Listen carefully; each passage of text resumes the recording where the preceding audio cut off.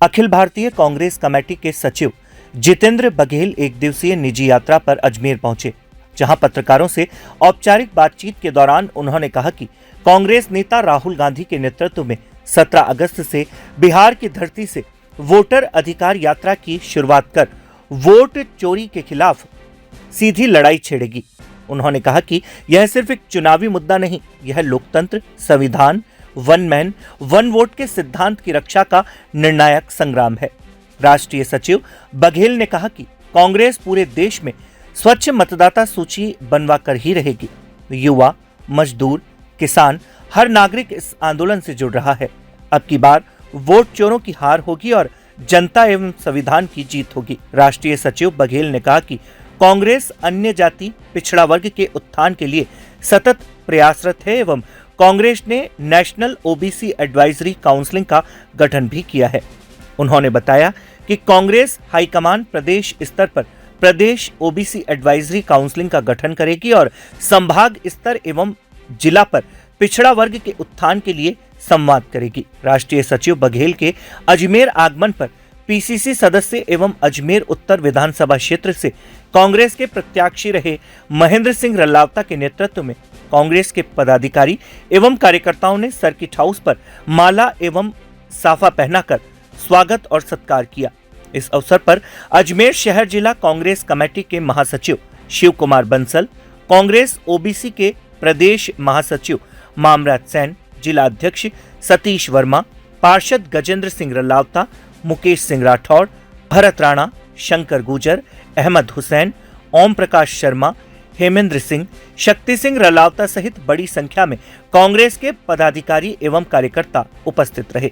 पहले तो ये बताना चाहूँगा कि जो आजकल देश में अफरा तफरी का माहौल चल रहा है और जैसा कि आप सभी को पता है, आज हमारे नेता आदरणीय श्री राहुल गांधी जी ने जो वोट चोरी के खिलाफ अभियान चलाया जाए है और जो उन्होंने पूरे लोकसभा का, कर्नाटका में जो लोकसभा है सेंट्रल बेंगलुरु, उसका जो उन्होंने परिणाम दिया है और जो उस पर रिसर्च किया है पिछले 6 महीने से कांग्रेस कमेटी की जो एक रिसर्च टीम लग रही थी और उन्होंने पूरा दिखाया कि कितने हज़ार वोट फर्जी थे, कितने हज़ार वोट डुप्लीकेट थे और कितने वोट डबल थे और फॉर्म नंबर 6 का किस तरह दुरुपयोग किया गया।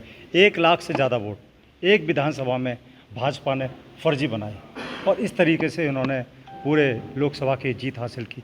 तो इससे प्रतीत होता है कि भाजपा सरकार ने पूरे देश में इस तरह की धांधलेबाजी की है और हम सभी लोगों का मानना है, हम लोग इसके लिए गली गली, ढाड़ी ढाड़ी, शहर शहर में हम लोग इसके लिए जा रहे हैं और जन जागरण करने जा रहे हैं। जनता को बता रहे हैं कि आपका वोट चोरी हो रहा है, आप अपने वोट को बचाइए।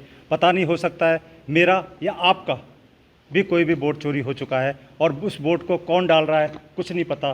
तो ये जो सरकार है वो सब चोरी, वोट चोरी सरकार से चल रही है। आज अजमेर का व्यक्तिगत दौरा था और हमारे प्रत्याशी साहब राणावत साहब, हमारे बंसल साहब, हमारे शमशेर जी, हमारे जो सतीश जी, सभी लोग हमारे साथ ही आए।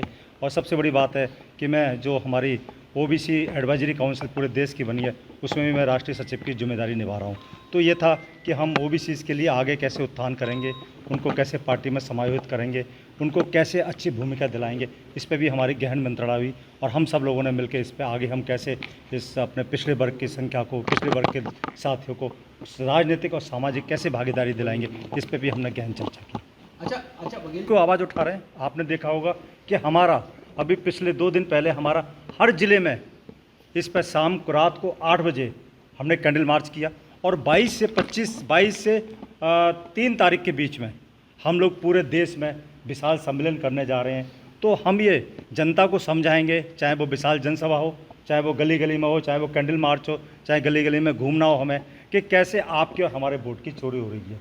तो इस पर बात नेशनल लेवल की नहीं है, बात राष्ट्रीय लेवल की, जिला लेवल और ब्लॉक लेवल और हम मंडल लेवल, गांव-गांव तक जा रहे हैं। बघेल जी आज हमारे अजमेर के अंदर आए हैं। ये ओबीसी प्रकोष्ठ के राष्ट्रीय सचिव हैं।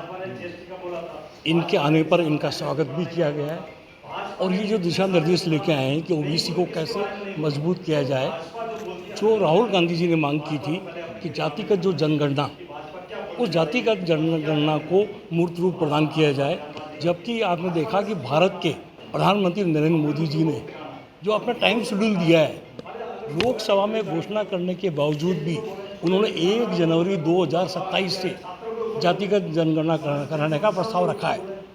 घोषणा के बाद भी इतना लंबा टाइम निकालने का मतलब क्या है कि 2029 के चुनाव के अंदर हम अच्छे नियत लेके नहीं जा रहे हैं। तो उसी मकसद से आप जो आए थे, इनका आपका स्वागत किया है। और ये जिस मूवमेंट पर ये आए कि वोट चोरी का, मैं इस मूवमेंट पर आप लोगों के साथ बैठकर अजमेर के बारे में मैंने डेटा इकट्ठा किया है।